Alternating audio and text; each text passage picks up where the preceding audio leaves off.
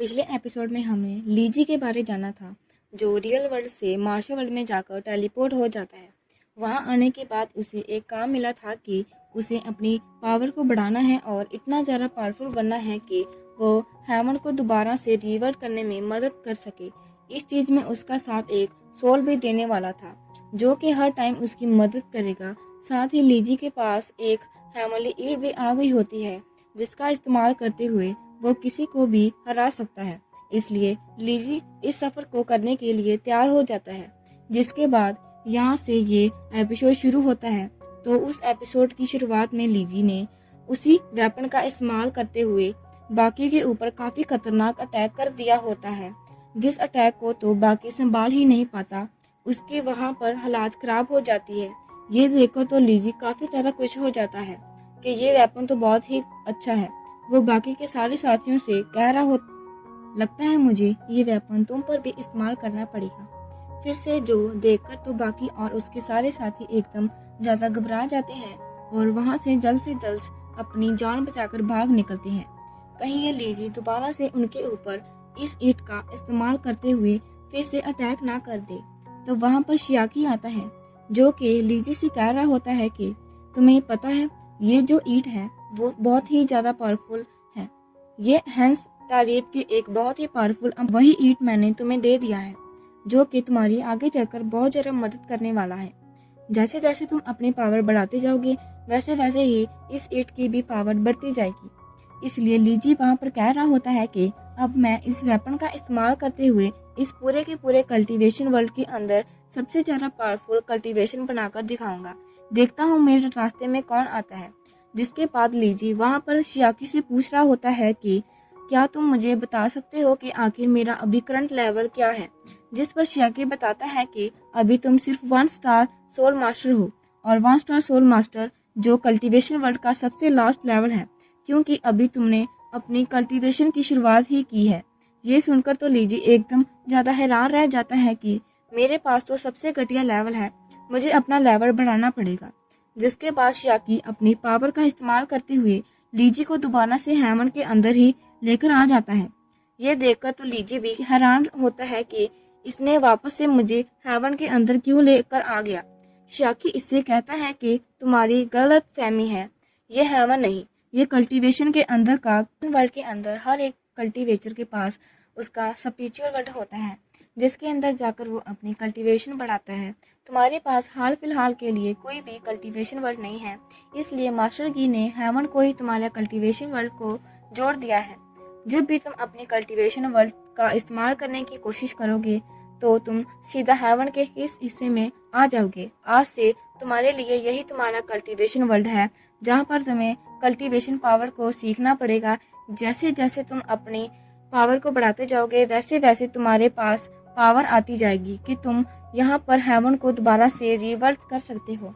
जो सुनकर तो लीजी भी हैरान रहता है कि क्या सच में मैं फिर से अपनी कल्टीवेशन करते हुए यमन को बिल्ड कर सकता हूँ। ये तो बहुत ही बढ़िया होगा। जिस पर शियाकी कहता है, हाँ तुमने सही कहा, लेकिन उसके लिए तुम्हें कम से कम अपने 7 स्टार सोल मास्टर को ब्रेक थ्रू करना पड़ेगा। उसके बाद ही यहाँ पर तुम हेवन को दोबारा से बिल्ड करने को शुरू कर सकते हो। उससे पहले तुम इससे नहीं शुरू कर सकते। वो उसे वहाँ पर कल्टीवेशन वर्ल्ड के बारे में बता रहा होता है कि यहाँ पर किस तरह से कल्टीवेशन होती है। यहाँ पर लेवल 1 लेवल 7 का तक के अलग अलग सोल मास्टर होते हैं। उसके आगे भी सोल मास्टर होते हैं, लेकिन वो बहुत ही ज्यादा कल्चर और ब्रेक थ्रू करना काफी ज्यादा मुश्किल काम होता है। अगर तुम लेवल 7 के सोल मास्टर को भी यहाँ पर ब्रेक थ्रू कर लेते हो तो तुम्हारे पास इनकी पावर आ जाएगी। तुम हेवन को रिवर्ट करने की शुरुआत कर सकते हो। जो देखकर तो लीजी दोबारा से परेशान हो जाता है कि मेरे पास तो अभी सिर्फ लेवल 1 की ही सोल मास्टर है, मुझे अभी काफी सारे ब्रेक थ्रू करने पड़ेंगे। ना जाने कब मैं हेवन को रिवर्ट करके वापस अपने रियल वर्ल्ड में जा पाऊंगा। जिस पर शियाकी कह रहा होता है कि मास्टर आपको परेशान होने की जरूरत नहीं है, जब तक मैं आपके साथ हूँ आपको किसी भी चीज की परेशानी नहीं होगी। आप बहुत ही जल्द अपनी ब्रेक थ्रू करते जाएंगे और हेवन को जल्द से जल्द बिल्ड कर देंगे। मैंने आपको देखा है, आपकी फिजिकल बॉडी है जो बहुत ही ज्यादा पावरफुल है, जो जल्दी से कल्टीवेशन पावर को सिखा सकती है। ये सुनकर तो लीजी भी खुश हो जाता है कि चलो ये तो बहुत ही अच्छी बात है। अब तो मैं जल्दी से जल्दी ब्रेक थ्रू कर पाऊंगा। उसके बाद मैं खुद की पावर को बढ़ाकर बहुत ही जल्द पावरफुल कल्टीवेटर बन जाऊंगा। इसलिए वो वहाँ से माउंटेन की तरफ जाने लगता है, जिस पर मास्टर गी ने उससे कहा था कि इसलिए शियाकी जो होता है उसे ये बताता है कि अभी उसे अपनी स्पिरिचुअल वर्ल्ड से जैसे ही लीजी अपने कनपट्टी के ऊपर 2 उंगली रखता है, वहाँ पर काफ़ी सारी पावर बाहर निकलने लग गई थी, जिस वजह से वो सीधा अपने स्पिरिचुअल वर्ल्ड से बाहर निकल कर आ जाता है। यह देखकर तो काफ़ी ज़्यादा खुश हो जाता है कि चलो अच्छे से मैंने अपने स्पिरिचुअल वर्ल्ड में जा भी सकता हूँ और वहाँ से आ भी सकता हूँ। जिसके बाद शियाकी जो होता है वहाँ पर अपनी पावर का इस्तेमाल करते हुए सबसे पहले लीजी का हुलिया के क्लोथ तो टी शर्ट और पैंट वाले थे, और अब हुलिया बदलने के बाद वो कल्टीवेशन वर्ल्ड का एक कल्चर जैसा दिखाई दे रहा होता है। ये देखकर तो लीजी भी काफी ज्यादा खुश हो गया था कि ये तो बहुत ही अच्छा कपड़ा है। जिसके बाद वो वहाँ से उसी माउंटेन की तरफ बढ़ना शुरू कर देता है, लेकिन जैसे वो आगे जाता है वहाँ पर एक बहुत ही पावरफुल बीस्ट आने लग जाता है। उसके ऊपर जो होती है वहाँ पर लीजी के सामने आकर रुक जाती है और उससे कहती है कि अरे कजन ब्रदर, आप मिल गए। मैं तो आपको कब से ढूंढ रही थी। देखो काफी मेहनत के बाद मैंने आखिरकार आपको यहाँ पर ढूंढ ही लिया। माँ ने मुझे कहा कि आप किसी मुसीबत में पड़ गए होंगे, इसलिए उन्होंने मुझे आपकी मदद करने के लिए भेज दिया है। इसलिए मैं यहाँ पर आई हूँ।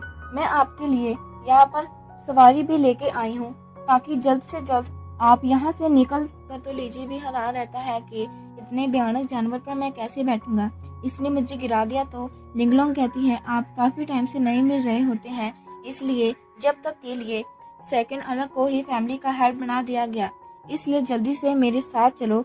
ये सुनकर तो लीजी भी हैरान रहता है कि आखिर यहाँ पर ये कौन लोग हैं, मुझे मेरी किस तरह की आइडेंटिटी मिल रही है।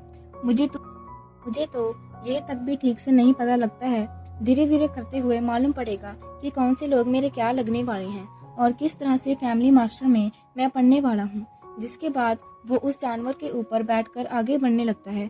उसे तो उसके ऊपर बैठना भी नहीं आ रहा था, लेकिन तब भी वो जैसे तैसे वो घिसते हुए आगे जा रहा होता है। पर जैसे वो वहाँ से आता है, सामने एक बहुत ही पावरफुल स्कॉर्पियो आ गया था, जो लीजी के बीस्ट के ऊपर अटैक करते हुए उसे वहाँ से गिरा देता है। ये देखकर तो लीजी भी हैरान था कि अरे ये क्या चीज है। जो स्कॉर्पियो सीधा लीजी के पीछे ही पड़ गया होता है ताकि वहाँ पर वो उसकी जान ना ले ले। ये देखकर तो लीजी भी हैरान था कि अरे ये क्या चीज है। वो स्कॉर्पियो सीधा लीजी के पीछे ही पड़ गया होता है ताकि वहाँ पर वो उसकी जान ले सके। लीजी उससे बचने के लिए इधर उधर भागने की कोशिश करता है, पर तब वहाँ पर लिंगलोंग जो होती है अपना तीर कमान को बाहर निकाल लेती है। चलाते हुए उसने सीधा स्कॉर्पियो की तरफ भेज दिया था। वो तीर जैसे ही स्कॉर्पियो को लगता है उसे तो कुछ भी नहीं होता और वो अब सीधा लिंगलोंग के पीछे ही पड़ जाता है। इसलिए लिंगलोंग दोबारा से अपनी तीर को निकालते हुए उसके ऊपर अटैक करने की कोशिश करती है, लेकिन तब भी वहाँ पर स्कॉर्पियो ज़्यादा पावरफुल दिखाई दे रहा था। और जैसे वो स्कॉर्पियो वहाँ पर लिंगलोंग के ऊपर अटैक करने वाला था, उससे पहले ही लीजी ने अपनी ईंट को वहाँ पर फेंक दिया था, जिस वजह से उसे स्कॉर्पियो का अटैक वहाँ पर लिंगलोंग के नहीं लग पाया। जिसके बाद लीजी दोबारा से अपने अटैक को एक्टिवेट करना शुरू कर देता है, जिस वजह से उसने स्कॉर्पियो की वहाँ पर हालात काफी खराब कर दी थी और अब जाकर लिंगलोंग वहाँ पर बच जाती है। पर वो जो स्कॉर्पियो होता है अब वहाँ पर लीजी के पीछे पड़ चुका था, इसलिए लीजी वहाँ से भागने की कोशिश करता है। स्कॉर्पियो तो उसके पीछे छोड़ने का नाम ही नहीं ले रहा था।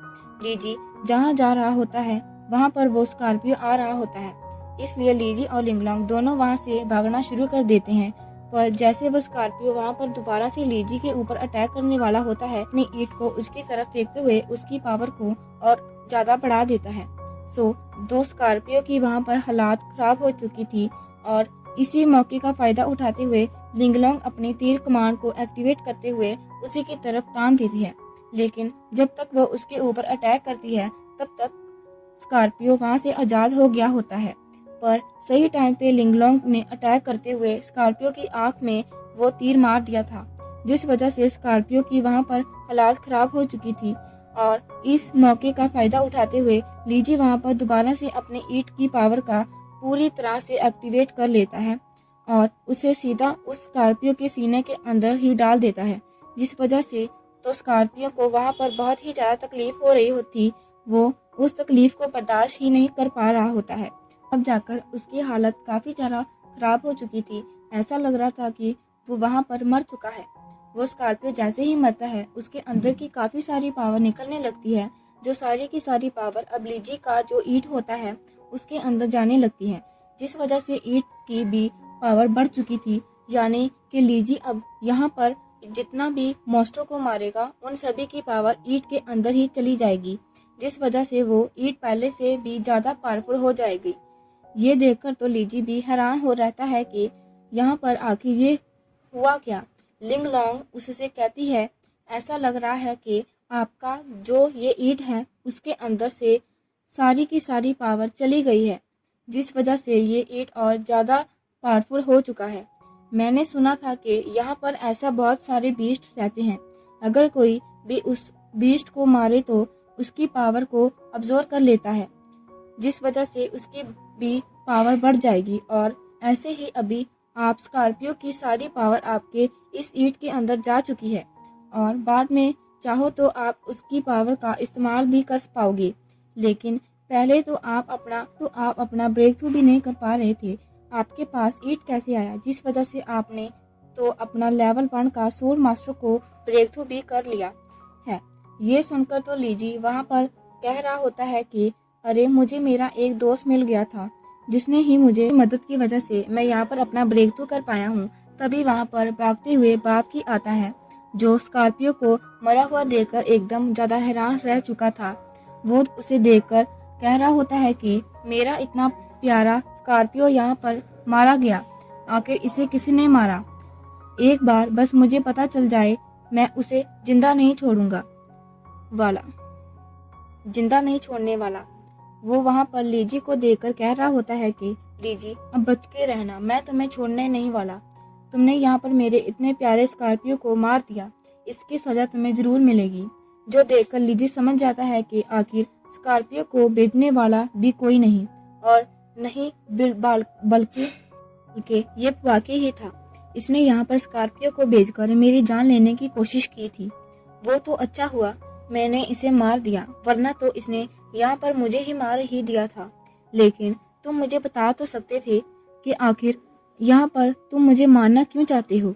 जिस पर वाकई कह रहा होता है कि चाहे कुछ भी क्यों ना हो, जाओ, मैं तुम्हें नहीं बताने वाला। ये सुनकर तो लीजी वहाँ पर दोबारा से अपनी ईंट की पावर को एक्टिवेट कर लेता है। उसने उस एक्टिवेट करते हुए उसे सीधा वाकई की तरफ भेज दिया। देखा जाता है और वहाँ पर लीजी के सामने कह रहा होता है कि मैं यहाँ पर तुम्हें मारने की कोशिश इसलिए कर रहा था कि जैसे तुम घर से गायब हुए हो, तभी से हमारी फैमिली में उथल पुथल होने लग गई। मुझे लग रहा था कि बहुत अच्छा मौका है कि अगर मैं तुम्हें यहाँ पर जाकर मार डालूं तो उसके बाद मुझे तुम्हारी जगह फैमिली का हेड बनने का, इसलिए मैंने यहाँ पर तुम्हें मारने की कोशिश की ताकि मैं फैमिली का हेड बन सकूं। जो देखकर तो लीजी भी हैरान रहता है कि आखिर यहाँ पर किस तरह की फैमिली है, जहाँ पर तो सारे के सारे लोग दुश्मनी बनाए हुए हैं। ना जाने कब मैं यहाँ पर अपनी पावर को बढ़ाकर सारे के सारे दुश्मनों को खत्म कर पाऊंगा। जिसके बाद लिंग लॉन्ग जो होती है लीजी से कहती है, जल्दी चलो, हमें यहाँ से चलना होगा। इसलिए वो दोनों वहाँ से आगे बढ़ना शुरू कर देते हैं। दूसरी तरफ हम लीजी की फैमिली का सीन देखते हैं, जहाँ पर जो सेकंड ब्रदर होता है वहाँ पर वो कह रहा होता है कि जाओ, लीजी और लिंगलोंग को, जो उन दोनों को खत्म कर दो, मैं उन दोनों को जिंदा नहीं देखना चाहता। तभी वहाँ पर एक लड़की आती है जो सेकंड ब्रदर से कहती है कि आप यहाँ पर कुछ देर के लिए हेड बने हैं, तब भी अपने यहाँ पर सारे लोगों के ऊपर हुक्म चलाना शुरू कर दिया है। जिस पर सेकंड ब्रदर कह रहा होता है कि तुम्हें नहीं पता कि यहाँ पर सेठ को पावरफुल कैसे बनाया जाता है। लीजी इसके लिए बिल्कुल भी लायक नहीं है। उसने वैसे ही हमारे आस पड़ोस के रखी है। अगर हमने उसे नहीं खत्म किया तो वो सारे क्लैन हमारे ज्यादा बुरे दुश्मन बनते हुए हमारे ऊपर ही अटैक करने की कोशिश करें लेंगे। इसलिए लीजी का मारना हमारे लिए ही क्लैन से काफी ज्यादा दुश्मनी करके रखी है। अगर हमने उसे नहीं खत्म किया तो वो सारे क्लैन हमारे और हमारे बड़े दुश्मन बनते हुए हमारे ऊपर ही अटैक करने की कोशिश कर लेंगे। इसलिए लीजी का मरना हमारे लिए ही फायदेमंद होने वाला है। लेकिन तब भी वो जो लड़की होती है वहाँ पर मरने के लिए तैयार नहीं होती है। इस सेकंड ब्रदर जो होता है घसीट के उसे थप्पड़ मार देता है और उसे कहता है आइंदा से कभी भी मेरे काम के अंदर टांग डालने की बिल्कुल भी कोशिश मत करना, वरना मैं तुम्हें नहीं छोड़ने वाला। तभी वहाँ पर एक बंदा आता है जिसके अंदर से काफ़ी ज़्यादा रेड और बाहर निकल आ रहा होता है। वो वहाँ पर आने के बाद कह रहा होता है कि ऐसा लग रहा है कि यहाँ पर जो फैमिली का पोजीशन यहाँ पर ज़्यादा देर तक नहीं रहने वाली, बहुत जल्दी उसकी पोजीशन यहाँ से हट जाएगी। जो सीन देखते ही ये एपिसोड यहीं पर एंड हो जाता है। Thank you, bye.